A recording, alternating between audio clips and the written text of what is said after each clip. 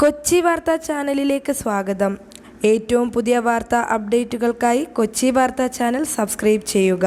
ദേശീയ ചലച്ചിത്ര പുരസ്കാരങ്ങളും സംസ്ഥാന ചലച്ചിത്ര പുരസ്കാരങ്ങളും ഒരേ ദിവസം തന്നെ പ്രഖ്യാപിച്ചപ്പോൾ സീനിയേഴ്സും ജൂനിയേഴ്സുമായ മലയാളി താരങ്ങളും അണിയറ പ്രവർത്തകരും തങ്ങളുടെ പ്രാഗൽഭ്യം തെളിയിച്ചിരിക്കുകയാണ്. സംസ്ഥാന ചലച്ചിത്ര പുരസ്കാരത്തിൽ തിളങ്ങിയത് 9 പുരസ്കാരങ്ങൾ നേടിയ ബ്ലെസി സംവിധാനം ചെയ്ത ആടുജീവിതമാണ്.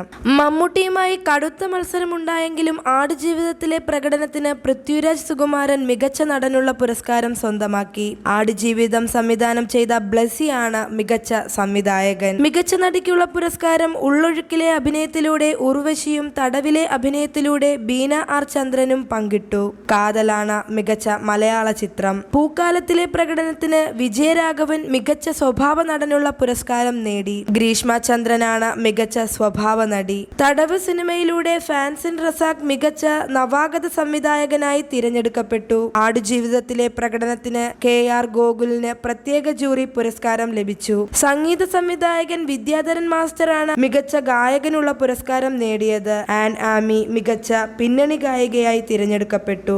ജസ്റ്റിൻ വർഗീസ് ആണ് മികച്ച സംഗീത സംവിധായകനുള്ള പുരസ്കാരം നേടിയത്.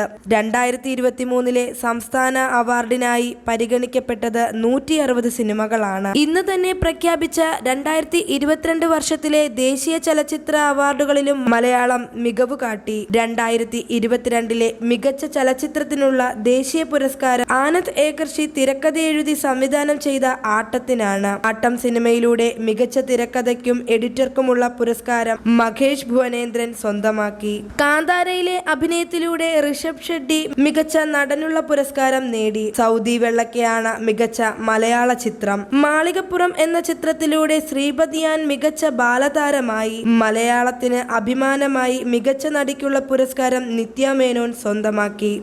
ധനുഷ് നായകനായി എത്തിയ തിരുച്ചിത്രമ്പലം എന്ന തമിഴ് ചിത്രത്തിലെ പ്രകടനത്തിനാണ് പുരസ്കാരം നേടിയത്. സൗദി വെള്ളക്കയിലെ ഗാനാലാപനത്തിന് ബോംബെ ജയശ്രീ മികച്ച പിന്നണി ഗായികയ്ക്കുള്ള പുരസ്കാരം സ്വന്തമാക്കി.